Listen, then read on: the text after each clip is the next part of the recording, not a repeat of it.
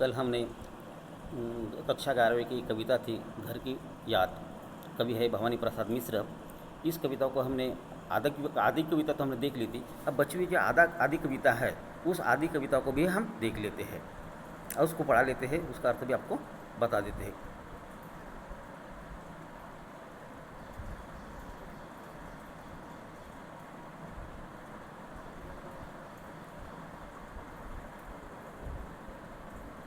हाँ, इसमें चौथा पद आज पहले पीरियड में हमने पहला पद, दूसरा पद, तीसरा पद तक तो हमने पूरा देख लिया था, वो पढ़ा भी दिया था। उसके शब्द क्या है, उसकी विशेषता क्या है, उसके प्रश्न क्या है, वो सभी के ऊपर हमने चर्चा की थी। अपने यूट्यूब पर वो देख लिया होगा। आज हम चौथा पद देख लेते हैं।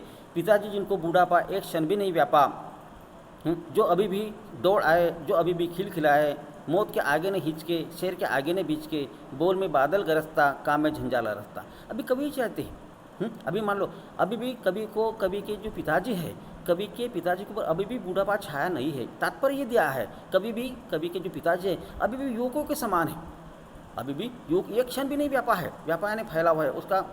बूढ़ा जैसे हम बूढ़े हो जाते हैं तो हमारे ऊपर एक बुढ़ापे का ऐसा अनुभव आ जाता है, मुझे ऐसा भय कहेंगे या फिर ऐसी स्थिति हम महसूस करते हैं क्या हम बूढ़े हो चुके हैं। लेकिन एक क्षण के लिए भी क्यों ना हो, बूढ़ेपे का जो अनुभव है वो उनके ऊपर छाया नहीं है। व्यापा यानी फैलाव नहीं हुआ, उसके ऊपर व्याप्त नहीं हुआ है, बुढ़ापा व्याप्त नहीं हुआ हो, छाया नहीं है उनके पिताजी के ऊपर। इन्हीं वजह से पिताजी के बारे में कभी क्या चाहते हैं, पिताजी जिनको बुढ़ापा एक क्षण भी नहीं व्यापा, एक क्षण के लिए क्यों ना हो, उनके ऊपर हावी नहीं हुआ बुढ़ापा।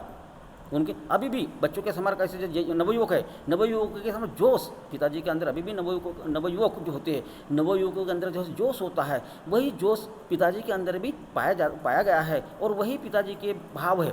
यह स्मृति के तौर पर अभी कभी तो जेल में है, लेकिन पिताजी अभी बूढ़े हो चुके हैं, फिर भी उनके अंदर युवकों की जैसी ताकत है, उत्साह है, उमंग है। वही भाव कवि ने व्यक्त करने की कोशिश की। नहीं वैसे कवि क्या चाहते हैं अपने पिताजी के बारे में, पिताजी जिनको बूढ़ापा एक क्षण भी नहीं व्यापा, जो अभी भी दौड़ आए, जो अभी भी खिलखिलाए। अभी जैसे नवयुवक दौड़ने के लिए चले जाते हैं, दौड़ कर आ जाते हैं, अभी भी पिताजी सुबह से उठते हैं और दौड़ने के लिए चले जाते हैं, यानी जो अभी भी जोश है, उल्लास है, उत्साह है, अभी भी पिताजी के अंदर वो कूट कर भरा हुआ है। इन्हीं वजह से कभी ये चाहते हैं जो अभी भी दौड़ आए, जो अभी भी खिलखिलाए, जैसे नवयुवक खिलखिलाकर हंसते हैं, उसी तरह से पिताजी भी खिलखिलाकर हंसते हैं। और अपनी जो ये है हंसी है, हंसी कहेंगे, ये अपने युवा अवस्था का जो भाव है, ये युवा अवस्था के जो गुण हैं वो पिताजी के अंदर वैसे के वैसे पाए गए हैं।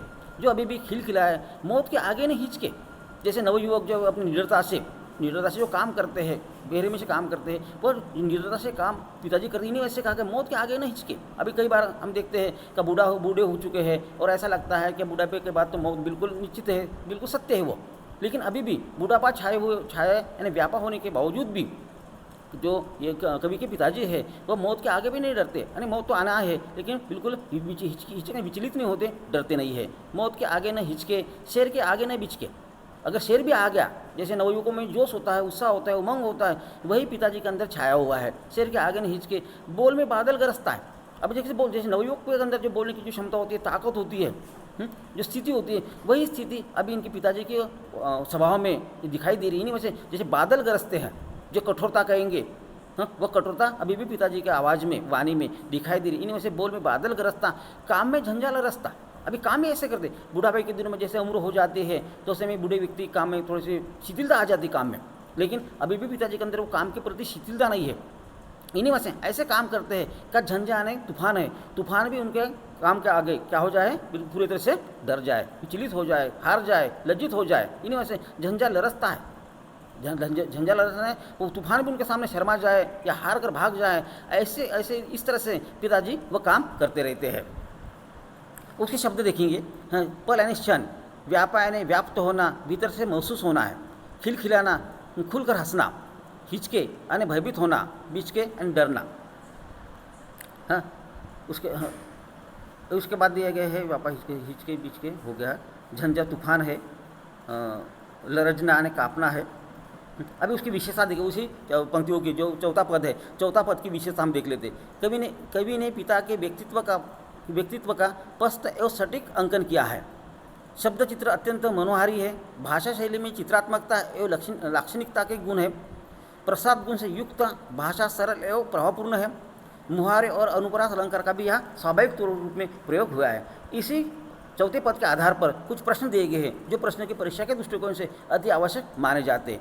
जेल में रहते हुए भी कवि को कौन सी बातें याद आने लगती है। दूसरा प्रश्न है, पिता को याद करता हुआ कवि क्या कहता है। तीसरा प्रश्न, कवि के पिता किस कारण अभी भी दौड़ लगा सकते हैं। चौथा प्रश्न, कवि ने अपने पिता की हंसी की तुलना किसके साथ की है। पांचवा प्रश्न, कवि ने किसे निडरता की साक्षात मूर्ति कहा है। छठा प्रश्न है, कवि ने अपने पिता के व्यक्तित्व के लिए क्या क्या उपमाएं दिए गए। अब इसके आगे हम पांचवा पद है, उस पांचवें पद को भी अंकित कर लेते हैं, स्पष्ट कर लेते हैं, सुनाते आपको, ताकि पिताजी के अंदर भी, जैसे पहले कहा गया था, पिताजी को बुढ़ापा बिल्कुल छाया नहीं है, अभी भी वो दौड़कर सुबह दौड़ने जाते हैं, बच्चों नवयुवकों के समान खिलखिलाकर हंसते हैं। वही भाव पिताजी के जो यादों के तौर पर शब्द चित्र या व्यक्त करने की कोशिश कवि ने जरूर की है। शब्द चित्र है ये। आज गीता पाठ करके दंड 260 करके खूब मुग्दल हिला लेकर मुठ उनकी मिला लेकर अब की नीचे आए होंगे, नैन जल से छाए होंगे। हाँ, अब यह पानी गिर रहा है, घर नज़र में तिर रहा है। अभी अंतर में इसमें पद में ये भी देखा है, मुग्दल क्या होता है ये चित्र में देखो, हाथ में मुट्ठी में पकड़कर मुग्दल ये लकड़ी का होता है, उसको घुमाना पड़ता है। अभी पिताजी सुबह उठे हैं, उठने के पश्चात उन्होंने गीता का पारायण किया है, गीता पाठ की है, याद की है गीता को, और उसके बाद क्या क्या 200 दंड, ये दंड मारना है एक हमारे जो आंचलिक कहेंगे या हमारे दंड मारेंगे, व्यायाम करने का कसरत करने का एक तरीका है दंड, जिसे कसरत यानी व्यायाम भी कहा जाता है। 200 देखिए दंड भी कितने मारे, 260 दंड कर मार दिए उन्होंने, किए हैं। उसके बाद मुग्दल हाथ में ले लिया है, खूब ये मुग्दल जो लकड़ी का जो आपको चित्र में देखा गया है उसे मुग्दल कहा जाता है। खूब मुग्दल हिला लेकर मुठ उसकी मिला लेकर मुठ में पकड़कर किस तरह से मुग्दल को भी, जैसे अभी पिताजी पहले इसमें चौथे पद में वो कहा एक क्षण के लिए भी बुढ़ापा उनके ऊपर छाया नहीं है, हावी नहीं हुआ है, उनको बुढ़ापा महसूस भी नहीं होता, अभी भी खिलखिल कर हंसते, अभी भी दौड़कर आ जाते। उसी तरह से किस तरह से 260 दंड मार दिए हैं, उसके साथ मुग्दल हाथ में लेकर बहुत जोर से मुग्दल का भी उन्होंने व्यायाम किया है। व्यायाम करने का एक साधन है ये मुग्दल। मुठ उसकी मिला लेकर जबकि नीचे आए होंगे, अब जब पूजा पाठ हो गया है, मुग्दल व्यायाम भी हो गया है, और व्यायाम करने के बाद जब नीचे आए, अपने घर के बाहर आ गए, तो उनको कौन कौन दिखाई दे रहे आंगन में। अब नीचे आए होंगे, नेल जैसे छाए होंगे, यह पानी गिर रहा है, घर नज़र में तिर रहा है।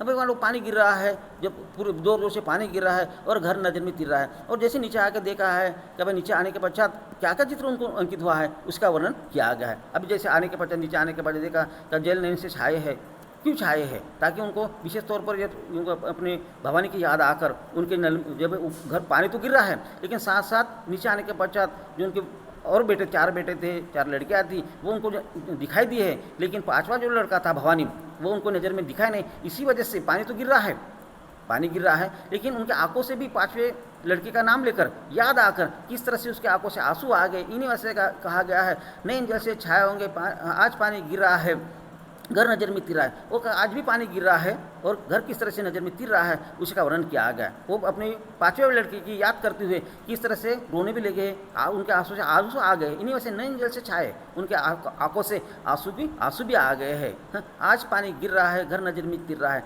आज भी पानी गिर रहा है, और किस तरह से घर वो कवि कर रहा है, आज घर मुझे अपनी नज़रों में तैरता हुआ दिखाई दे रहा है। घर नज़र में तिरने के बाद जिस तरह से पिताजी के आंखों से आंसू आ गए हैं, बेटे की याद आते हुए, उसी तरह से कवि के आंखों से भी आंसू आ रहे हैं, और इन्हीं से घर नज़र में तिर रहा है। घर नज़र में तिरने का तात्पर्य उनके नेत्रों में, उस नज़र में, उनके नेत्रों में, उसके आंखों में भी क्या हो गया, आंसू आ गए हैं, उनके आंसू में भी उनको घर तैरता हुआ दिखाई दे रहा है। उसके कुछ शब्द देख लेते हैं। दंड एक प्रकार का है, दंड मारना एक प्रकार का व्यायाम है, मुग्दला ने व्यायाम करने का एक साधन है।